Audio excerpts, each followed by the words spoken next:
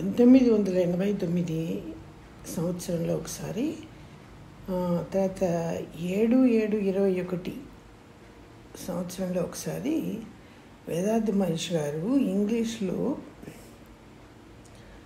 Piece ఇచ్చారు. Analysis of thoughts అంటారు, అంటే ఆలోచనల విశ్లేషణ అన్నమాట. దానిలో ఒక ముఖ్యమైన భాగంగా మైండ్ అంటే మనస్సు అంటే ఏమిటి అన్న దాని గురించి తెలుసుకోమని మనకి కొంచెం వివరంగా తెలియజేశారు. ఈ మనసు అనబడే మైండ్కి ఒక 10 దశలు ఉంటాయని, వాటి గురించి వివరంగా మనకు చెప్తున్నారు. ఆ 10 దశలు ఏంటంటే, మనసు అన్నది మన ఇంద్రియాల అనుభూతులన్నీ తను అనుభవిస్తూ అంటే ఫీల్ అవుతూ ఉంటుంది. ఆ ఫీలింగ్స్నే అంటే ఆ అనుభూతులనే మనసు అని అంటారు. ఈ 10 స్టెప్స్ అంటారు. 10 స్టెప్స్ అంటే 10 స్టేజెస్ అన్నమాట. వీటిల్లో మనసు ఎలా పనిచేస్తుంది అన్నది ఇక్కడ వివరంగా తెలియజేస్తున్నారు. మొదటిది సెన్సేషను, అంటే పెయిన్, నొప్పి అన్నమాట. రెండోది అవసరం, దాన్ని ఇంగ్లీష్లో నీడ్ అన్నారు. మూడోది జీళ్ళు, అంటే ప్రేరణ. నాలుగోది పని, యాక్షన్. ఐదోది ఫలితము, రిజల్ట్. ఆరోది సంతోషము, ఎంజాయ్మెంట్. ఏడోది అనుభూతి, ఎక్స్పీరియన్స్. 8 రీసెర్చ్, అంటే పరిశోధన. 9 రియలైజేషన్, అంటే గుర్తింపు. 10 కంక్లూజన్, అంటే ముగింపు. ఈ 10 రకాలుగా మనసు మనలో పనిచేస్తూ ఉంటుంది. ఒక్కొక్క దాని గురించి వివరంగా మళ్ళీ తెలియజేస్తున్నారు. మొదటిది పెయిన్ అన్నారు కదా. పెయిన్ అంటే నొప్పి, బాధ అన్నమాట. మానవ శరీరంలో కణ నిర్మాణాలు ఏ ప్రాంతంలోనైనా కూడా చెదరైతే ఆ ప్రాంతంలోని జీవకాంతము విచ్ఛిన్నమైపోతుంది. అది విద్యుత్ శక్తిగా మారుతుంది. ఇక్కడ షార్ట్ సర్క్యూట్ ఏర్పడుతుంది. ఇదే నొప్పిగా మనసు అనుభూతి చెందుతుంది. రెండవది, ఈ నొప్పి మనకి కలిగినటువంటి ఆ నొప్పి ఉపశమనాన్ని కోరుకుని ఆ ఉపశమనాన్ని వెతుక్కోవడమే మనసు యొక్క ఫీలింగ్ అన్నమాట. దీన్ని నీడ్ అన్నారు, అంటే అవసరం అన్నమాట. నొప్పి తగ్గించుకోవాల్సిన అవసరం ఉంటుంది కదా. కలిగిన నొప్పిని తగ్గించుకోవడానికి ఒక ఉపశమనాన్ని కోరుకుని ఆ ఉపశమనాన్ని వెతుక్కోవడమే మనసు యొక్క అనుభూతి అన్నమాట. ఇక్కడ ఉదాహరణకు ఏం చెప్తున్నారంటే, ఆకలి వేస్తుంది. ఈ ఆకలిని పెయిన్ రూపంలో, అంటే నొప్పి రూపంలో లేదా సెన్సేషన్ రూపంలో అనుభూతి చెందుతాము. ఆహారం తీసుకొనుట రిలీఫ్ అన్నమాట, అది ఉపశమనం. ఆకలి అవ్వడము నొప్పి, ఆహారం తీసుకోవడము ఆ నొప్పికి ఉపశమనం. ఆహారాన్ని సమకూర్చుకొనడానికి చేసే ప్రయత్నములు జీల్ అంటారు దాన్ని, అంటే ప్రేరణ. ఈ ప్రయత్నం ఎలా ఉంటుందంటే, శరీర అవయవాల సహకారంతో ఆహారం సమకూర్చుకొనుట యాక్షన్.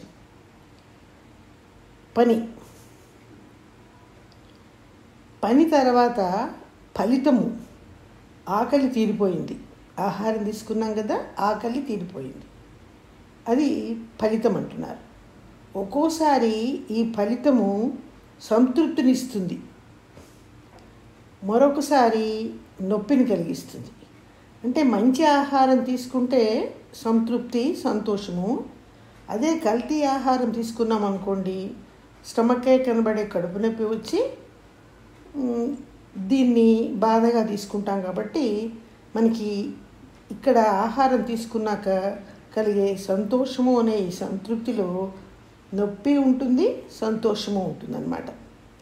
దీన్ని ఏమంటారంటే ఎంజాయ్మెంట్ అంటారు, అంటే సంతోషం. ఇదే ఆకలి తిరిగి కొన్ని రోజుల తరువాత మనకి కలిగితే అటువంటి ఆకలిని వచ్చినప్పుడు రెండో తడవ పాత ఆకలి తలుచుకుని ప్రస్తుత పరిస్థితులని అవగాహన చేసుకుని ఆకలి బాధను తీర్చుకొనుటని ఎక్స్పీరియన్స్ అంటారు.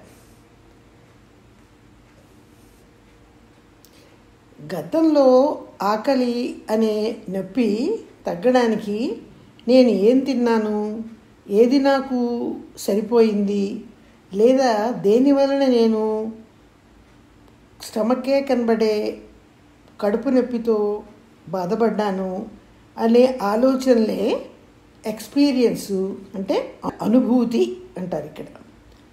తరువాత దశ పరిశోధన. ఇది మనసుకు సంబంధించింది, అంటే ఆలోచన అన్నమాట. మనసు చేయవలసిన ఆలోచన పరిశోధన. ఆలోచించి నిర్ణయించవలసిన పని అన్నమాట ఇది. కిందటిసారి తిన్న ఆహారము బాధాకరముగా ఉన్నప్పుడు ఈసారి మంచి ఆరోగ్యకరమైన ఆహారాన్ని సమకూర్చుకోవాలి అన్న ఆలోచనే పరిశోధన. దీన్ని రీసెర్చ్ అని కూడా అంటారు. తరువాత రియలైజేషన్, అంటే సరి అయిన నిర్ణయం తీసుకున్నాను అన్నది రియలైజేషన్, అంటే గుర్తింపు. తరువాత ముగింపు. ఒక ప్రత్యేకమైన ఫలితము పొందడానికి సరైన ప్రత్యేక మార్గాలు ఉంటాయి అనే గ్రహింపు శక్తియే ముగింపు. ఆకలికి సమకూర్చుకునే ఆహారం సరైనదిగా, సంతృప్తికరంగా, కంటామినేషన్స్ అంటే కల్తీ లేనిదిగా ఎన్నుకోవాలి అనేది ఇక్కడ ముగింపు. మంచి ఆహారాన్ని ఎన్నుకుని సమకూర్చుకొనుట చివరగా ముగింపు అని చెప్తున్నారు. ఈ 10 రకాలైన అనుభూతులన్నీ మనసువే. మనసు అన్నది జీవకాంతము లేదా ప్రాణశక్తి కణముల నుండి వెలువడే ఒక వ్యాపన వెల. ఈ రకంగా ఆయన ఉపన్యాసంలో మనసు అంటే ఏమిటో మనకి తెలియజేశారు.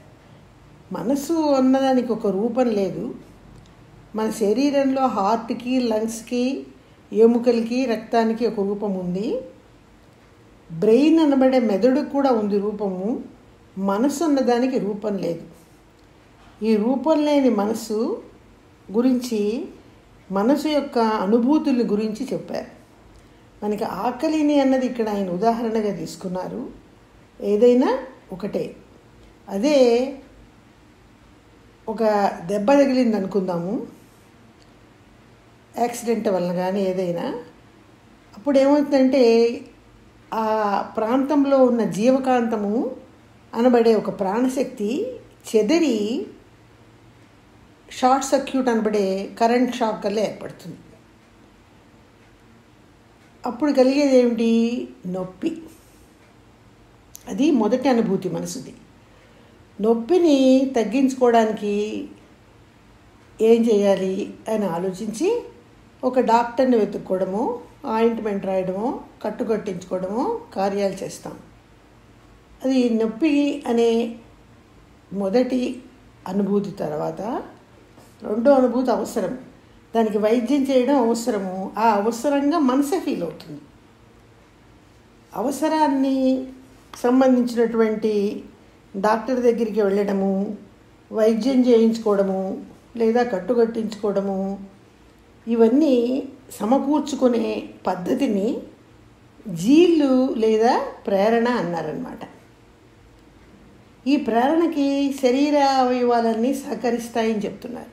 అంటే మనం నడిచి డాక్టర్ దగ్గరికి వెళ్ళాలి, లేదా 2 చేతులతోనూ చేతికి, కాళ్ళకి దెబ్బ తగిలిన చోట కట్టుకోవాలి. దీన్ని పని అన్నారు. ఏమవుతుంది? ఫలితం కనిపిస్తుంది. తగిలిన దెబ్బ హీల్ అవుతుంది, రక్త ప్రవాహము ఆగుతుంది, అప్పుడేమవుతుంది, ఒకలాంటి సంతృప్తి కలుగుతుంది, బాగున్నానులే అని. ఈ సంతృప్తి అన్నది అలా ఎలా ఉంటుందంటే, ఫలితము అనే సంతృప్తి ఎలా ఉంటుందంటే, తగిలిన దెబ్బ హీల్ అయ్యి బాగుంటే ప్లెజెంట్గా ఫీల్ అవుతాము.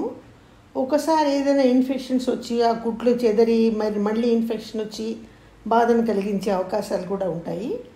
కాబట్టి ఇక్కడ మనకి అటుపక్క ఒక పక్క సంతోషము కలగచ్చు, మరొక పక్క నొప్పి కూడా కలగచ్చు. దీనిని ఏమన్నారంటే ఎంజాయ్మెంట్ అన్నారు. సంతోషము, బాధ తగ్గిపోయిందనుకోండి సంతోషంగా ఉంటాం. సంతోషం తర్వాత తిరిగి ఇక్కడ చెప్తుంది ఏంటంటే, అప్పటికి ఆ దెబ్బ తగ్గిపోతుంది, ఆ ఫీలింగ్ కూడా అనుభూతిలోకి వచ్చేస్తుంది. కొంతకాలం తర్వాత లేదా కొన్ని సంవత్సరాల తర్వాత తిరిగి మళ్ళీ ఏదైనా యాక్సిడెంట్ జరుగో, దెబ్బ తగిలో ఈ సెన్సేషన్ అనబడే నొప్పి వచ్చినప్పుడు ఇక్కడ మనసు ఏం చేస్తుందంటే, పాత బాధను తలుచుకుని, అంతకుముందు కలిగిన దెబ్బ బాధను తలుచుకుని ప్రస్తుత పరిస్థితుల్లో ఏం చేయాలి అని ఆలోచించి, ఈ కొత్తగా తగిలిన ఈ దెబ్బకి, పాత దెబ్బ తగిలినప్పుడు నేను కట్టించుకున్న కట్టు నాకు ఇన్ఫెక్షన్ వచ్చింది కాబట్టి ఆ డాక్టర్ దగ్గరికి కాకుండా ఈసారి నేను ఇంకొక అనుభవం ఉన్న డాక్టర్ దగ్గరికి వెళ్ళి సరైన రకంలో ట్రీట్మెంట్ తీసుకోవాలి అని మనసు ఆలోచించడమే దీన్ని అనుభూతి అన్నారు.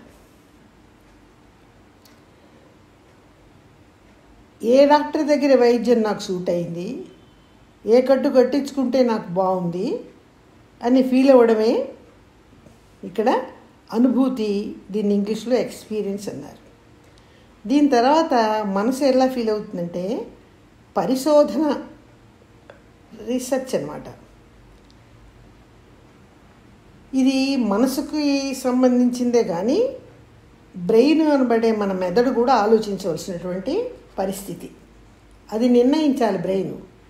కిందటిసారి చేసుకున్న వైద్యం వల్ల నాకు బాధ కలిగింది, ఈసారి చేయించుకుంటున్న వైద్యం వల్ల ఆరోగ్యకరమైన పరిస్థితి సమకూర్చుకోగలిగాను, ఇది బాగుంది, ఈ రకంగానే ఉండాలి, నేను ఎప్పుడు ఈ రకంగానే వైద్యం చేయించుకుంటూ ఉండాలి ఎప్పుడు అవసరమైనా అన్నదాన్ని పరిశోధన అన్నారు. తరువాత రియలైజేషన్, సరి అయిన నిర్ణయం తీసుకున్నాను అన్నది రియలైజేషన్ అంటే గుర్తింపు. తరువాత ముగింపు. ప్రత్యేకమైన మార్గాలు ఉంటాయి, అన్నింటికీ ఒకే మార్గం ఉండదు. ఆకలికి సంబంధిస్తే ఆహారం తీసుకుని సరైన కలితీలిన ఆహారం తీసుకోవడం, దెబ్బ తగిలితే డాక్టర్ దగ్గరికి వెళ్ళి వైద్యం చేయించుకోవడం, ఇలా మనకి కలుగుతున్న సెన్సేషన్ అనబడే నొప్పికి కానీ బాధకు కానీ దాన్ని సరిచేసి ఫలితాన్ని పొందడానికి మార్గాలన్నీ ఒకలా ఉండవు. ఒక్కొక్క ప్రత్యేకమైన దానికి ప్రత్యేకమైన మార్గాలు ఉంటాయి. వాటి దారిలో ఒక నిర్ణయానికి వస్తున్నాను అని ఒక గ్రహింపు శక్తిని ముగింపు అన్నారు. ఈ రకంగా ఒకటి రెండు ఉదాహరణలతో ఆయన తన ఉపన్యాసంలో ఈ మనసు అనే దాని గురించి మనకు తెలియజేశారు. మనసు అన్నది ఒక మెటీరియల్ కాదని, కేవలం అనుభూతి అని. ఈ అనుభూతులన్నీ కూడా జీవకాంతము లేదా కాన్షియస్నెస్ అనబడే జ్ఞానం మన అందరిలోనూ ఉంటుంది. ఈ జీవకాంతం కానీ కాన్షియస్నెస్ కానీ భగవంతుడి నుంచి మనకి తన్మాప్గా ఏర్పడిన ఒక వరం అన్నమాట. అది భగవశక్తి మనలో లేసమాత్రంగా జ్ఞానము అనబడే కాన్షియస్నెస్ రూపంలో ఉంటుంది. ఆ జీవకాంతము లేదా ఆ ప్రాణశక్తి కణముల నుండి కణములలో ఉన్నటువంటి ఈ కాన్షియస్నెస్ ఒక వ్యాపన అలలాగా పైకి లేచి విస్తరించి వ్యాపించి మన మెదడు ద్వారా మన ఇంద్రియాల ద్వారా వెలుపలికి వ్యక్తీకరించబడి ఈ అనుభూతులన్నీ కలిగిస్తుంది. నొప్పి అనే అనుభూతి చర్మానికి సంబంధించింది. ఆకలి అనుభూతి నాలుగుకి నోటికి సంబంధించింది. ఈ రకంగా మన ఇంద్రియాలు అన్నింటి ద్వారా కూడా మనకు కలుగుతున్న అనుభూతులన్నీ కూడా ప్రాణశక్తి కణాల నుండి వెలువడుతున్న జీవకాంతము కేంద్రీకరించబడిన జీవధాతు కేంద్రం నుంచి ఒక వ్యాపన అలలాగా జీవకాంతము పైకి లేచి వచ్చి మెదడును చేరి మెదడు నుంచి ఇంద్రియాల ద్వారా వెలుపలికి వ్యాపించి కన్ను ద్వారా వ్యాపించినప్పుడు చూపు వలన కలిగే అనుభవము, నాలిక ద్వారా వ్యాపించినప్పుడు రుచి అనే అనుభవము, చెవి ద్వారా వ్యాపించినప్పుడు వినికిడి అనే అనుభవము, ఈ రకంగా 5 ఇంద్రియాలకి సంబంధించిన అనుభూతులన్నీ మనకి కలిగిస్తున్నది మనసే. ఈ మనసే ఒక వ్యాపనాల. సుఖినో భవంతు. Be blessed by the divine.